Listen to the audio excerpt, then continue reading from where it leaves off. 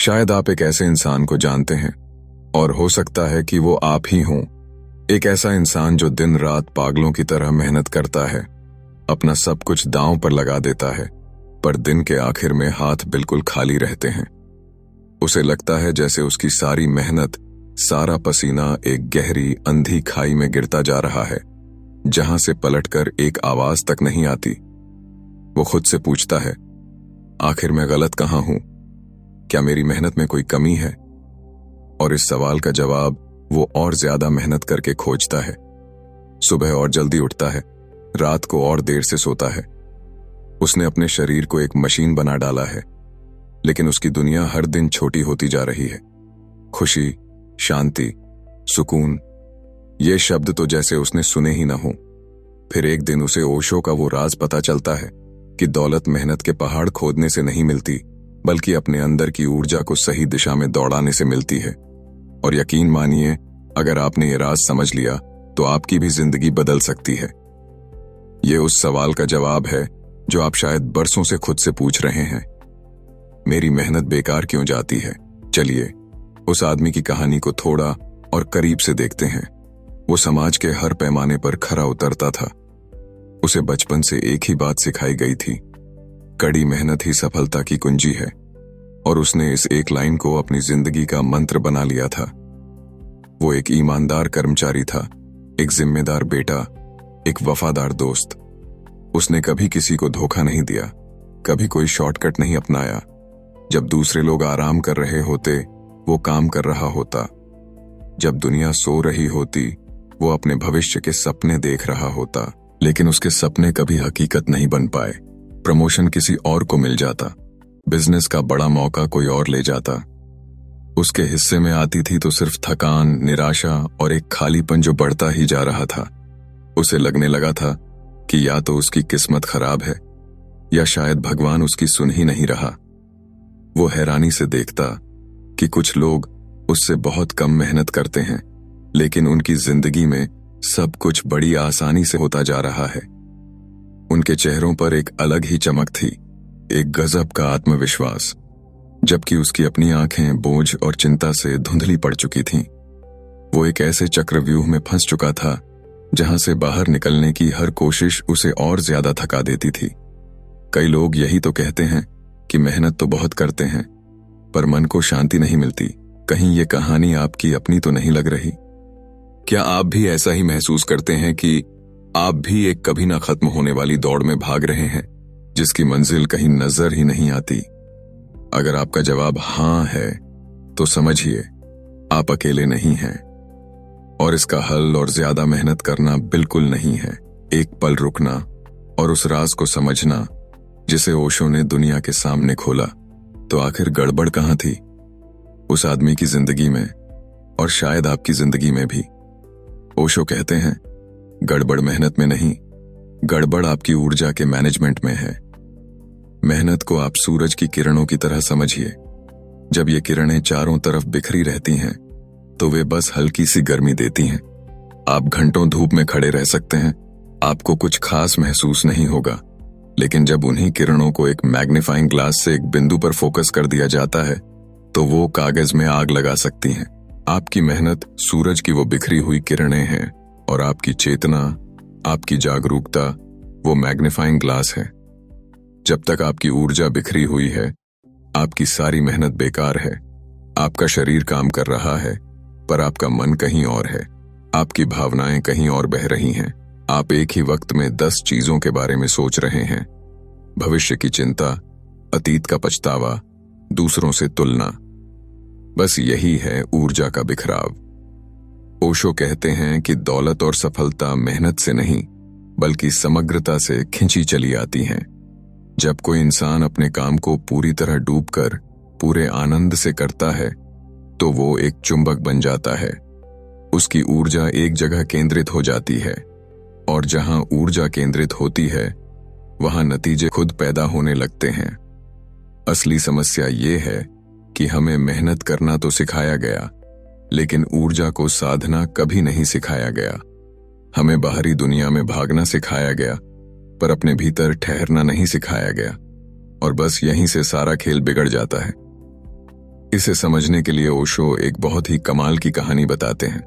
सोचिए, एक आदमी नदी किनारे अपनी नाव में बैठा है। वो पूरी ताकत लगाकर चप्पू चला रहा है, पसीने से लथपथ है, उसकी बाहें दुख रही हैं, सांसें फूल रही हैं। वो सुबह से शाम तक यही काम करता है।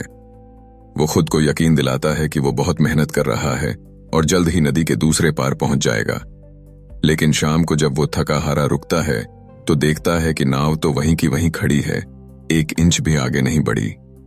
वो हैरान होता है, निराश होता है और अगले दिन दोगुनी ताकत से चप्पू चलाने का फैसला करता है। सालों तक वो यही करता रहा।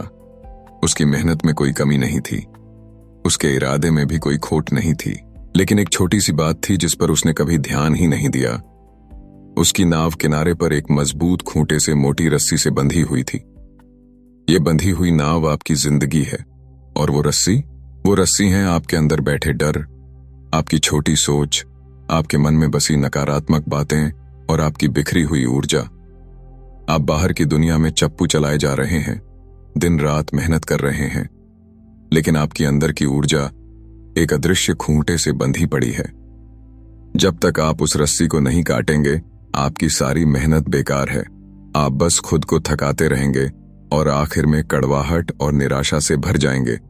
सफलता उस नाव तक नहीं पहुंचती जो बंधी हुई है, वो उस तक पहुंचती है जो प्रवाह के साथ बहना जानती है। ये प्रवाह क्या चीज है? ओशो कहते हैं, जीवन ऊर्जा की एक नदी है। जब आप नदी के बहाव के साथ बहते हैं तो आपको बहुत कम मेहनत करनी पड़ती है और आप सागर तक पहुंच जाते हैं। लेकिन जब आप बहाव के उल्टी दिशा में तैरने की कोशिश करते हैं तो आपकी सारी ऊर्जा सिर्फ अपनी जगह पर टिके रहने में ही खत्म हो जाती है। आपकी कठिन मेहनत अक्सर प्रवाह के खिलाफ तैरने जैसी है।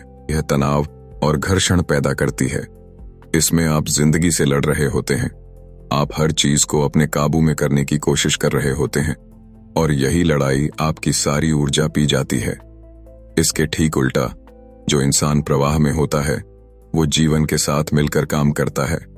वो काम तो करता है, लेकिन उसके अंजाम की चिंता से आजाद होकर वो अपने काम को बोझ की तरह नहीं, बल्कि एक खेल या उत्सव की तरह करता है। जब आप खुश होकर कोई काम करते हैं तो आपकी ऊर्जा बिना किसी रुकावट के बहती है, और जब ऊर्जा बहती है तो नए नए आइडिया, मौके और समाधान अपने आप आपकी जिंदगी में आने लगते हैं। एक बात याद रखिए, ये दुनिया कमी की भाषा नहीं समझती, ये सिर्फ प्रचुरता की भाषा समझती है। जब आप तनाव, संघर्ष और कमी की सोच से काम करते हैं तो आप दुनिया को वही सिग्नल भेज रहे होते हैं और बदले में आपको और ज्यादा संघर्ष ही मिलता है। लेकिन जब आप मस्ती, आनंद और प्रवाह में रहकर काम करते हैं तो आप एक अलग सिग्नल भेजते हैं और दुनिया आपको बेशुमार दौलत से जवाब देती है। पैसा मेहनत से नहीं, आपके अंदर की खुशी और संपूर्णता की भावना से आता है। देखिए, ओशो आपको भीतर की ऊर्जा को जगाने का राज बताते हैं, लेकिन उस जागी हुई ऊर्जा को बाहर की दुनिया में सही दिशा कौन देगा? यहां काम आती है आचार्य चाणक्य की बुद्धि। चाणक्य नीति साफ कहती है कि अगर मेहनत के साथ बुद्धि और रणनीति न हो तो वो सिर्फ मूर्खता है। आइए चाणक्य के कुछ सूत्र जानते हैं जो बताते हैं कि हमारी मेहनत क्यों बेकार चली जाती है।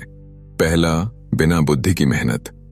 चाणक्य कहते हैं कि जो इंसान सिर्फ शरीर से मेहनत करता है, दिमाग नहीं लगाता, वो हमेशा दूसरों की जेबें भरता है, अपनी नहीं। वो एक सिस्टम का गुलाम बनकर रह जाता है। सफल इंसान अपनी बुद्धि का इस्तेमाल करके अपनी उसी मेहनत को कई गुना ज्यादा कीमती बना लेता है। दूसरा, नकारात्मक सोच। अगर आप कोई काम शुरू करने से पहले ही सोच लें कि ये मुझसे नहीं होगा तो आप अपनी आधी लड़ाई तो वहीं हार गए। नकारात्मकता और शिकायतें आपकी ऊर्जा को दीमक की तरह चाट जाती हैं। वहीं पॉजिटिव सोच उस खाद की तरह है जो आपकी मेहनत के बीज को सफलता के पेड़ में बदल देती है। तीसरा, पैसे की रक्षा न करना। मेहनत से कमाया हुआ पैसा अगर गलत आदतों या बेवकूफी भरे खर्चों में बह जाए तो आपके हाथ हमेशा खाली ही रहेंगे। चाणक्य के अनुसार पैसा कमाने से ज्यादा जरूरी है उसे बचाना और सही जगह पर लगाना। चौथा, लालच और जल्दबाजी।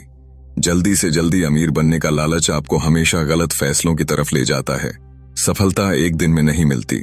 जो इंसान धैर्य के साथ सही समय का इंतजार करके कदम बढ़ाता है, वही लंबी रेस का घोड़ा साबित होता है। 5वां गलत संगति।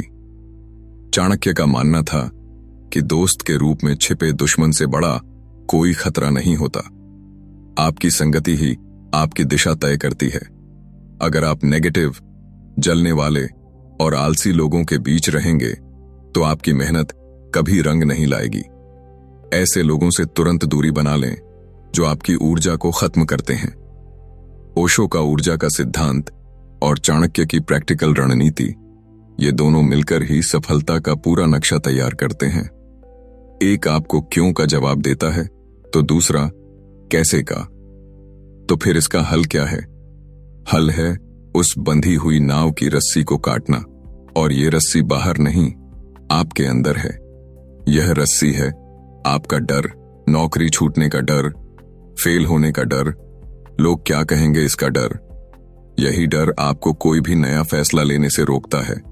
यह रस्सी है आपकी छोटी सोच, ये मानना कि पैसा कमाना बहुत मुश्किल है या मैं इसके लायक नहीं हूं।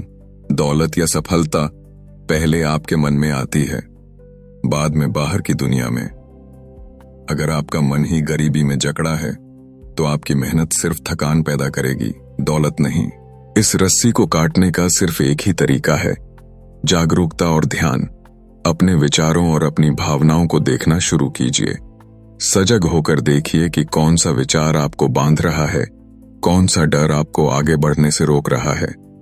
जब आप अपनी चेतना को एक जगह केंद्रित करते हैं तो आप उस मैग्नीफाइंग ग्लास को तैयार करते हैं जो आपकी बिखरी हुई ऊर्जा को आग में बदल सकता है। तब आपकी मेहनत नहीं रहती, वो एक ध्यान बन जाती है। आप काम में ऐसे डूब जाते हैं कि समय का पता ही नहीं चलता। इसी अवस्था को फ्लो कहते हैं। इस अवस्था में आप अपना सबसे बेहतरीन काम करते हैं और दुनिया की सारी शक्तियां आपके साथ मिलकर काम करने लगती हैं। चलिए उस आदमी की कहानी पर वापस लौटते हैं। जब उसने ओशो के इस रहस्य को समझा तो उसने चप्पू चलाना बंद कर दिया। उसने जिंदगी में पहली बार मुड़कर देखा और उसे वो रस्सी दिखाई दी जिससे उसकी नाव बंधी थी। उसने अपनी सारी ऊर्जा उस रस्सी को काटने में लगा दी। उसने अपने डरों का सामना किया, अपनी छोटी सोच को चुनौती दी और अपनी बिखरी हुई ऊर्जा को एक जगह लाना सीखा। और जिस दिन वो रस्सी कटी, नाव अपने आप नदी के बहाव के साथ बहने लगी। उसे अब पहले जितनी मेहनत नहीं करनी पड़ती थी, लेकिन उसकी नाव अब तेजी से मंजिल की ओर बढ़ रही थी। उसके जीवन में आसानी, खुशी और सफलता तीनों ने एक साथ दस्तक दी। आपकी मेहनत इसलिए बेकार जा रही है क्योंकि आप एक बंधी हुई नाव में बैठकर चप्पू चला रहे हैं। मेहनत करना बंद मत कीजिए, लेकिन अपनी ऊर्जा का कुछ हिस्सा उस रस्सी को काटने पर भी लगाइए। अपने अंदर झांकिए, अपनी चेतना को जगाइए। जिस दिन आपके अंदर की ऊर्जा आजाद होकर बहेगी, उस दिन आपकी थोड़ी सी मेहनत भी वो कमाल कर दिखाएगी जो आज आपकी दिन रात की मेहनत भी नहीं कर पा रही है। क्योंकि सफलता मेहनत का नहीं, जागी हुई ऊर्जा का नतीजा है। अगर इन बातों ने आपके दिल को छुआ है तो इस वीडियो को लाइक करें और उन लोगों के साथ जरूर शेयर करें जो मेहनत कर करके थक चुके हैं। और ऐसे ही गहरे विचारों से जुड़ने के लिए इस चैनल को सब्सक्राइब करना न भूलें। धन्यवाद दोस्त।